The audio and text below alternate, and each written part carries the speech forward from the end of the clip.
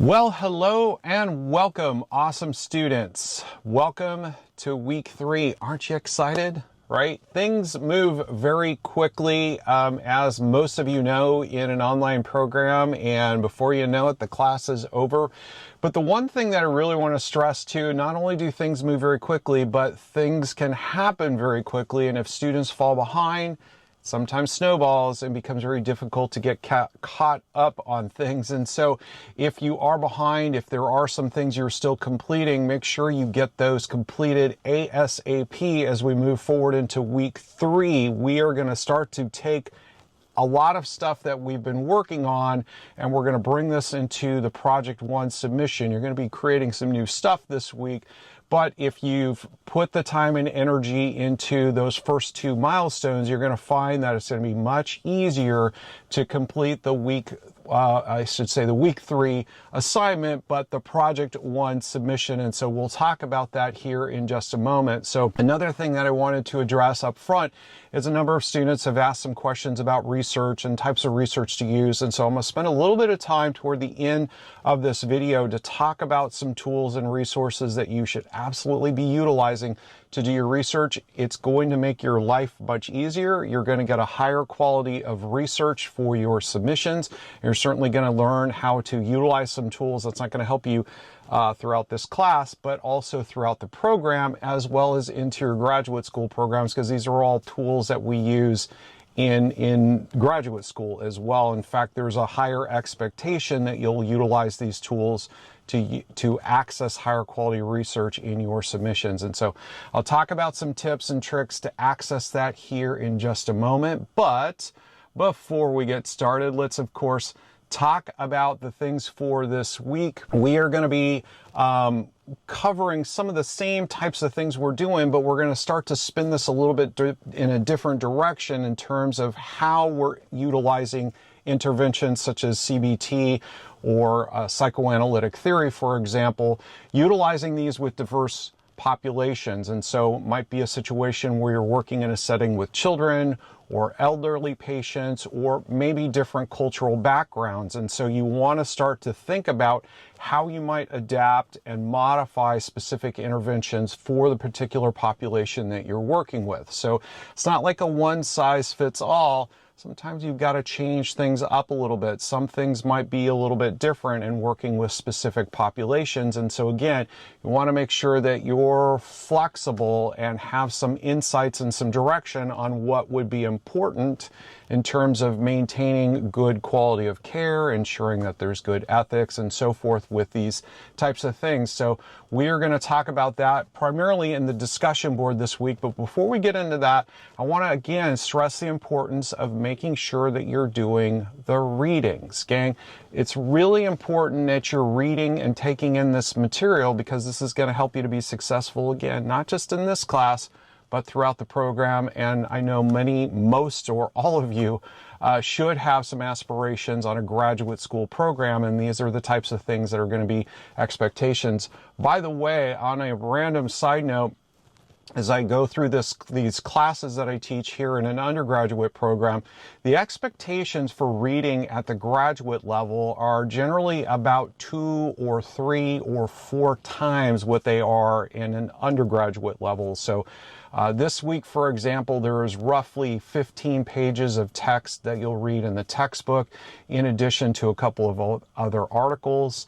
I would typically see, 40, 50, 60 pages that I would have to cover for one of 4 classes in graduate school. In teaching some graduate classes, it's not uncommon that I might have students reading 4 or 5 articles over the course of the week. So be ready for that, because it is coming, but this is definitely where you get an opportunity to read about the materials or read about the important things that you're going to be talking about in the discussion board and certainly present in your submissions this week. So we're going to dive in heavily into those multicultural aspects, as well as talk about the ethics involved with this. You all should be very familiar with this. This is just how we access our textbooks, but in looking at the reading, you're going to again talk about some of these multicultural aspects and working with diverse populations, and of course some of the ethical considerations that we have. I say ethical implications. Implications could mean good or bad, by the way. It just means how it's going to impact the things that we do in therapy. So we're going to start to explore some of those ethical considerations, and it extends beyond the ethics code, which we've been talking about, the APA ethics code a little bit. We'll get into that certainly in the project this week. But again, it's very important that you start to learn and master some of these foundational tools within the ethics codes, foundational guidance, if you will, for the ethics code, so that we have a good foundation to work upon as we move forward throughout the program and certainly into practice where we're going to be treating patients. And so let's talk about the discussion board this week. For the most part, students have been doing well on the discussion board. I want to ensure that you are all on track for success on the discussion board. Make sure that you're thoroughly addressing the questions. You've got some validation for your statements. That means, where did I get this information from? As I always tell students, prove it to me. Okay, it's about justifying what you said and making sure that's consistent with what the literature is telling you. And again, make sure you're using good research. And so we're going to talk about why it's important to use multicultural lenses, seeing things in a different perspective when you're working with people from a different background. You may or may not be part of that population, but it is important that you see things from their perspectives. And you're also going to want to address some ethical considerations when working with diverse populations. Again, make sure you're active on the discussion board. I cannot stress this enough. It is absolutely in your best interest to get this done early this week. Get your main post on the board, get your replies done, move on and spend the bulk of your time this week working on the project we're going to talk about right now. So one of the things that I really want to stress to you is a lot of students will have difficulties getting started. A lot of students think it's just about opening up your laptop and starting to type your paper out, but it's really important that you draft your presentation, or your submission rather, of your the presentation of your submission. How's that? It's really important that you draft these things out starting with an outline. And as we look at the requirements this week, it really doesn't get any easier than this in terms of creating an outline, because within the course, it's built in essentially an outline for you to follow. This is going to be a paper, and I'll talk about some of the requirements of this, but really you can start out with these 5 key areas that you want to address, and each one of these areas has 2 or 3 things that you'll want to address in that particular area. Now, to add to this, you're going to want to make sure that you have a solid introduction that's going to introduce what you're going to talk about in your paper. And then you're also going to add a conclusion that's going to recap some of the things that you discovered and learned and discussed within your paper. And I hope that makes sense. Okay, so in the introduction, we're just really lining up. Here's what we're going to talk about. The following paper is going to address this. You'll address a couple of quick little insights, why you've chosen the therapeutic interventions or modalities that you decided to choose. You're going to address the 5 things. And then in your conclusion, you're going to summarize a couple of key findings, maybe recap why you've chosen these, what they might mean to you, what you intend to do moving forward with these therapeutic modalities, and conclude. Don't introduce new stuff in your conclusion, okay?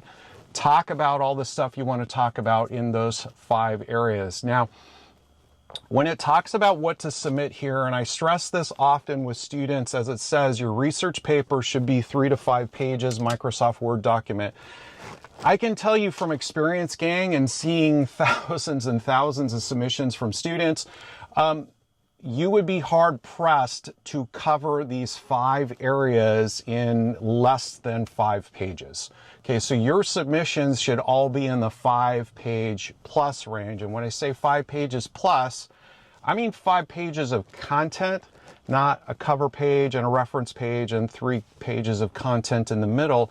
You should really have at least 7 pages and perhaps a little bit more. I'm not expecting students to go into 9 and 10 pages. I'm not looking for a complete dissertation and, super in depth on all of these things.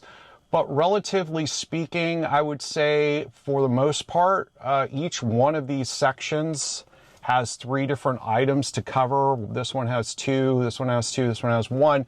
So you should be pretty much a solid paragraph or more for each one of these items, and easily could do 5 or more pages, maybe 6 pages or so. Again, it's not so much about the length, it is about the depth. And so you need to make sure to fully address each one of these. And again, gang, I can tell you from experience, I would have a very difficult time doing it in less than 5 pages, and I could probably write the bulk of this from 4 or 5 research articles. So that's something to really, really take into consideration. Make sure you're focusing on depth, make sure you're covering these questions, and make sure your information is well supported. This submission should be in full APA format. It should have a cover page, it should have in-text citations throughout, it should have references, and all of this information should be in full APA format. If you have some questions on that, I'm going to show you where to get some answers, but I can't stress this one enough. If you are not familiar with the APA publication guide, this should be something that you should know. You should have access to it. You should be reading through and have a good solid idea of how to reference your papers, because it is going to be something that's going to be important to you. Again, not just as you get into deeper classes within this program, but as you go into a graduate program, it's usually mandated in pretty much everything that you submit. So make sure you're learning how to master this as you go. Let's talk about research, and let's talk about some resources here. So I had the opportunity to pull this up and do a couple of quick searches, but this is the one thing that I wanted to share up front. All of these databases right here are specific to psychology. Psych articles through EBSCOhost is the entire APA catalog of journals, which is, I don't know, 40 or 50 different journals that they publish. So it's a tremendous amount of information, in addition to a lot of books that are pushed out by the APA, in addition to Psychiatric Online. This is from the American Psychiatric Association. So really, you are not going to find a lot of better stuff out there on the open internet. So get in the habit of utilizing the school library, and EBSCOhost is the primary database. When you do the general searches in EBSCOhost, it is going to access all of these databases. Now you can do more specific advanced searches that will take you through 1 or 2 databases in general. But relatively speaking, a lot of what you do can be done in just the general database. I did a quick search, as you see here, cognitive behavioral therapy, that was supposed to be, oh, it is, and ethics. And I came up with just a few general articles just to talk about some things. Again, this is very general, gang. I pulled up this article and took a look at this, just the description here, the synopsis, if you will, and it provided some good information as it's related to Islamic treatment. And so as we're talking about diverse populations, here is a great example. Now, we never, ever rely on just this information here. Get in the habit of downloading and looking at the entire article, and you could see the full text is available here. Go through and read the article. This is how this works, gang. We find some articles that are going to help us address the questions. That's where this comes into play. You read through this and say to yourself, wow, this seems like it would have some good information about what I'm talking about. And then download the article, read the article, make some notes or whatever you need to do to help you address the questions of your submission. Maybe you got to do more research. Maybe you got to find a couple more articles, but reading these articles are going to help give you the information you need to not just address the questions of the submission, but also help you grow and learn in the process. And so make sure you're doing that. And last I wanted to talk about was the APA style guide, which is fully available in the library as well. So if you have some questions about formatting your paper or how to do references, or whatever the case might be. All of this information is available for you here as well. Not to mention that you can also access the writing coaches and access the writing lab. You can submit your paper for review. There's a lot of resources in place to help you to be successful. I myself utilize these tools in my undergraduate program. I submitted probably somewhere in the range of about 80 to 85% of my papers. By the way, I wrote at least 1 3 to 4 page paper every single week for every class throughout my undergraduate program.